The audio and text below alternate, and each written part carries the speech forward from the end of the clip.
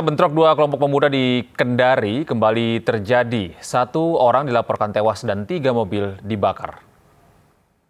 Turun mi, yang di MTQ turun mi, kacau di lela. Turun mi. Dari keterangan polisi, 3 mobil dibakar di persimpangan Wawua, Kota Kendari. Pembakaran ini diduga buntut dari bentrokan 2 kelompok pemuda yang terjadi Kamis siang saat digelar pawai budaya Tolaki Mepo Koaso. Kericuan terjadi di kawasan Kendari Beach, tepatnya di Jalan Sultan Hasanuddin, Kecamatan Kendari Barat, Kota Kendari. Massa yang membawa senjata tajam berupa parang dan tombak saling serang. Mereka juga saling lempar batu dan memblokade jalan. Anggota polisi TNI berupaya mengamankan situasi hingga Kamis malam.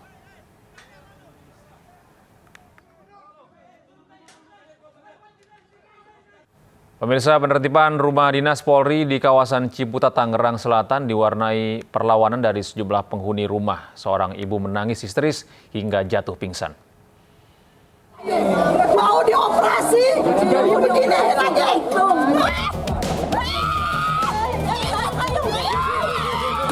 Seorang ibu histeris hingga jatuh pingsan menolak penertiban rumah dinas Polri di kawasan Ciputat, Tangerang Selatan.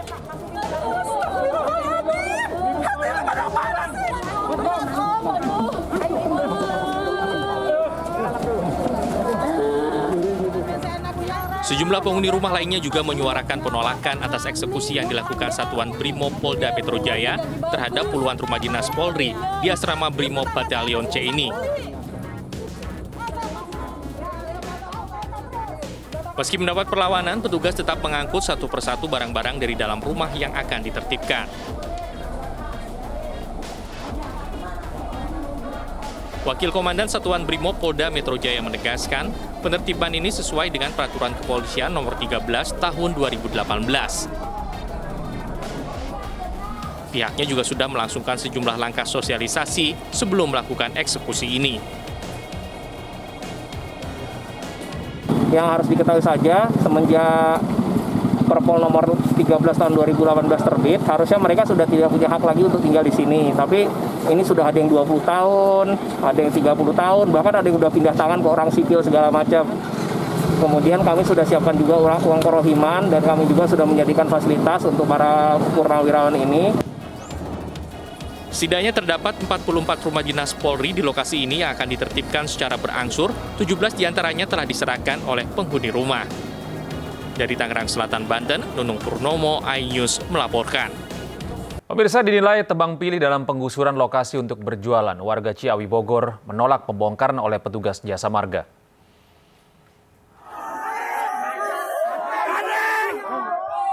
Seorang petugas Jasa Marga menjadi sasaran kemarahan warga. Kericuan terjadi saat petugas Jasa Marga sedang melakukan pembongkaran di Kampung Tipar, Ciawi Bogor pada Kamis sore. Beruntung aksi ini dilerai petugas Polsek Ciawi. Warga Kampung Tipar, Ciawi Bogor, Jawa Barat menolak penggusuran yang dilakukan pihak Jasa Marga. Warga menilai apa yang dilakukan PT Jasa Marga dalam pembongkaran lokasi dagang warga tebang pilih. Hanya kita mempergunakan lahan ini untuk usaha dagang. Dan ini murni warga di sini. Kenapa Jasa Marga membongkar hak pilih kasih? Tidak semuanya dibongkar. Kalau semuanya dibongkar, kita siap untuk mengosongkan dan membongkar lahan. Puluhan lapak PKL di kawasan Kampung Tipar, Ciawi Bogor ini berdiri sejak puluhan tahun. Namun seiring berjalannya waktu, Jasa Marga menertibkan PKL yang ada di sepanjang jalan tersebut. Dari Bogor, Jawa Barat, Wildan Hidayat, iNews melaporkan. Pemirsa, speedboat pengangkut TKI ke Malaysia terbalik di Tanjung Balau, Johor, Malaysia. Peristiwa ini mengakibatkan 18 orang tewas dan 20 lainnya hilang.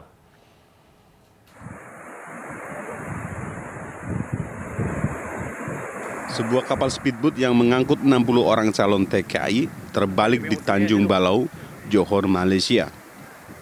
Speedboat terbalik sekitar 0,5 mil dari bibir pantai. Pemerintah Malaysia melaporkan peristiwa tersebut akibat cuaca buruk. Hingga Kamis sore, 18 orang ditemukan meninggal, 22 orang selamat dan 20 orang lainnya masih dinyatakan hilang. Basarnas Tanjung Pinang melakukan penyisiran di sepanjang laut perbatasan Malaysia-Indonesia, mencari korban yang dilaporkan hilang. Pencarian mulai hari ini atau gimana, Pak? Rencana masih posisi korban ini masih ada di daerah Malaysia. Oh, berarti kita masih menunggu, Pak ya? Ya, kami masih koordinasi dengan pihak Malaysia. Kalau pihak Malaysia membolehkan kita akan ke sana, tapi sementara kan harus pakai prosedur dan proses yang harus kita laksanakan. Tingginya gelombang serta kencangnya angin membuat pencarian di laut belum bisa dilakukan secara maksimal, baik oleh tim SAR Malaysia maupun Basarnas Indonesia. Pengiriman TKI secara ilegal masih terus berlangsung dari berbagai lokasi di Kepulauan Riau. Batam dan Bintan menjadi pintu gerbang keluar masuknya para pekerja migran secara ilegal. Dari Batam, Kepulauan Riau, Gusti Yonosa, iNews memberitakan. Pemirsa, diduga tidak konsentrasi saat pengemudi minibus Pajero Sport menabrak 4 tukang becak yang sedang mangkal di Palembang, Sumatera Selatan. 3 orang terluka dan 1 lainnya meninggal. 4 tukang becak yang sedang mangkal di Palembang, Sumatera Selatan ditabrak minibus Pajero. 1 orang meninggal dunia dan 3 lainnya mengalami luka-luka. Berdasarkan hasil keterangan dan olah TKP, penyebab kecelakaan akibat pengemudi hilang konsentrasi saat mengendarai mobilnya. Polisi memastikan supir minibus dalam keadaan sadar dan tidak dalam pengaruh alkohol dan narkoba. Supir minibus terancam 6 tahun penjara akibat kelalaiannya saat mengemudi hingga menyebabkan hilangnya nyawa seseorang. Ini ada berapa bentor yang ada, Pak? Oh, bentor itu posisinya berhenti di sini ya. Jalan kata lah. Duduk lah, nunggu penumpang lah ya.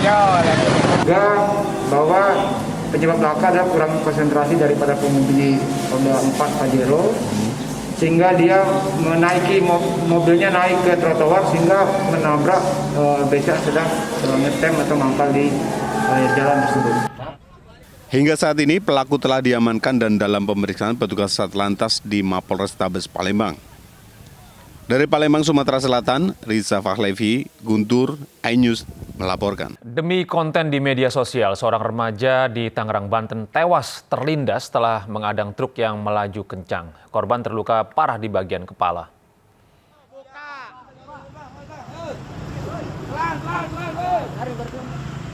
Remaja 13 tahun tewas setelah nekat mengadang truk yang melaju kencang di Jalan Raya Cikupa, Kabupaten Tangerang, Banten. Korban tewas saat membuat konten di media sosial akibat luka parah di bagian kepala. Kanit Lantas Polresta Tangerang menyatakan, sebelumnya korban dengan 9 temannya membuat konten di media sosial dengan mengadang truk. Truk yang tak bisa mengerem mendadak akhirnya menabrak korban.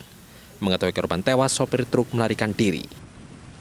Sebelumnya sudah ada rencana untuk membuat konten di mana menyetop kendaraan truk. Nah, pada saat itu kebetulan juga sesuai rencana mereka ada kendaraan truk sekitar pukul 01.00 dini hari melintas. Nah, di mana mereka udah membagi kegiatan mereka. Ada yang menyetop, ada yang memvideokannya melalui handphone. Usai memeriksa beberapa saksi yang merupakan teman korban, Satlantas Polresta Tangerang memburu sopir truk yang kabur usai menabrak korban. Dari Kabupaten Tangerang, Banten, Aimarani, iNews melaporkan. Pemirsa, gadis 19 tahun ditemukan tewas di dalam rumahnya di Bagandeli, Kota Medan, Sumatera Utara. Diduga gadis tersebut menjadi korban perampokan karena barang berharga korban hilang.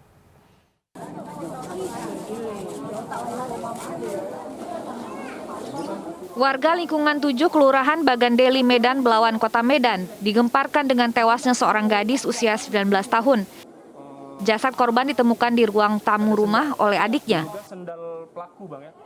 Tunangan korban tak kuasa menahan tangis mengetahui calon istrinya tak bernyawa. Korban diketahui akan menikah awal tahun depan. Polisi yang melakukan olah TKP menduga sebelum dibunuh korban diperkosa dan dirampok karena barang berharga seperti handphone, emas, dan uang hilang. Penyidikan yang sudah kita lakukan adalah kita sudah cek TKP, kemudian mencari barang bukti, kemudian membawa korban ke rumah sakit, kemudian saksi-saksi yang ada di TKP yang sudah kita periksai. Mudah-mudahan dalam waktu dekat pelaku dapat ditangkap. Jasad korban diotopsi di Rumah Sakit Bayangkara Medan untuk mengetahui penyebab pasti kematian. Dari Medan, Sumatera Utara, Yuda Bahar, iNews melaporkan. Seorang kakek asal Demak, Jawa Tengah divonis 1 tahun 2 bulan penjara akibat membacok terduga pencuri ikan. Vonis itu membuat warga kecewa karena hakim dianggap tidak adil. Oleh karena itu dengan pidana penjara selama 1 tahun dan 2 bulan. Keluarga Majelis Hakim Denny Firdaus memvonis Kasmito, warga Desa Pasir Demak, Jawa Tengah, dengan hukuman penjara 1 tahun 2 bulan, dikurangi masa tahanan terdakwa selama menjalani perkara. Majelis Hakim menilai Kasmito terbukti melanggar pasal 351 ayat 2 KUHP. Namun atas putusan ini sebagian warga yang hadir dalam persidangan merasa kecewa karena hakim dianggap tak adil.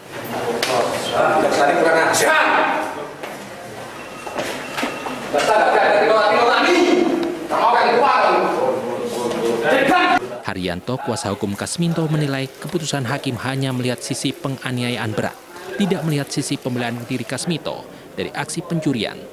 Atas keputusan ini, kuasa hukum Kasmito menyatakan pikir-pikir. Majelis Hakim tidak melihat secara umum terkait dengan persoalan ini adalah persoalan hukum sebab akibat. Jadi harus dilihat secara menyeluruh, tidak seperti ini. Jadi kalau melihatnya secara utuh, secara menyeluruh, pasti ya Majelis Hakim akan melihat adanya pencurian yang dilakukan oleh saksi Marjani dan mengakibatkan Mbak Minto melakukan perbuatan. Sementara itu, tokoh agama setempat menganggap aksi Kasmito bisa memberikan efek jera kepada pencuri. Setelah kejadian ini nanti banyak orang berpikir tidak gegabah untuk bertindak maling dan lain-lainnya. Jadi secara nggak langsung juga berjasa. Beliau di usia tua umur 70-an ya, umur 70-an, beliau berani untuk menegakkan kebenaran untuk menangkap seorang. Sebelumnya kasus penganiayaan terduga pencuri ikan Marjani, warga desa Wonosari Demak, sempat memancing emosi warga. Lantaran di kolam ikan di kawasan desa Pasir kerap terjadi pencurian. Namun Kasmito yang berhasil menangkap pencuri malah dihukum penjara. Demak, Jawa Tengah, Sukma Wijaya, iNews melaporkan.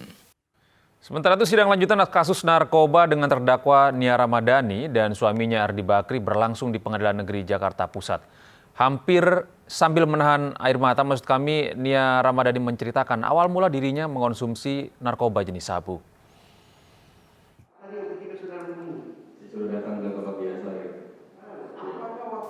Sidang lanjutan kasus narkoba dengan terdakwa Nia Ramadhani dan suaminya Ardi Bakri berlangsung di Pengadilan Negeri Jakarta Pusat. Artis Nia Ramadhani dan suaminya Ardi Bakri serta sang sopir Zen Vivanto menghadiri langsung sidang dengan agenda pemeriksaan ketiga terdakwa. Nia Ramadhani tak kuasa meneteskan air mata saat menceritakan alasannya mengkonsumsi narkoba jenis sabu. Menurutnya hal itu berawal dari meninggalnya sang ayah di tahun 2014, hingga dirinya merasa terpuruk dan memutuskan memakai narkoba pada bulan April 2021. Saya sedih, saya terpuruk, tapi yang saya dapat jawaban dari mereka adalah Nia, malulah untuk sedih, karena hidup kamu itu banyak orang yang pengen, katanya banyak yang harus disyukuri. Katanya saya terkenal, saya punya suami, saya punya 3 anak, saya hidup di keluarga terpandang, katanya nggak patut untuk sedih. Di saat itu saya benar-benar lebih terpuruk karena saya merasa sebagai seorang Nia itu adalah kutukan. Saya nggak bisa sedih, saya harus happy terus. Saya nggak boleh kasih lihat kalau saya benar-benar kehilangan belahan jiwa saya, papa saya itu. Dalam persidangan, Zen Vivanto memberikan keterangan bahwa sabu dibeli olehnya atas permintaan Nia Ramadhani. Sabu dibeli dari seseorang berinisial R. Dari Jakarta, Tim Liputan iNews melaporkan. Pemirsa, Polda Metro Jaya tengah melanjutkan penyidikan kasus dugaan penistaan agama yang dilakukan oleh Yosep Suryadi. Penyidik menyita ponsel tersangka yang berisi postingan penghinaan terhadap Nabi.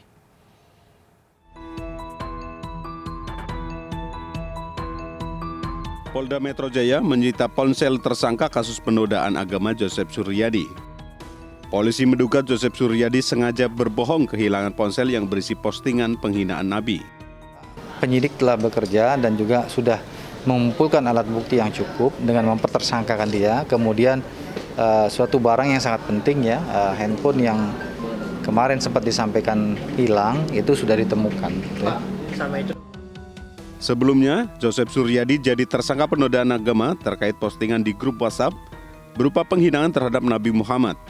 Dari hasil pemeriksaan polisi, Joseph Suryadi mengakui perbuatannya dan terancam hukuman 6 tahun penjara. Dari Jakarta, Calvin Tonggi, Indra Setia, iNews melaporkan.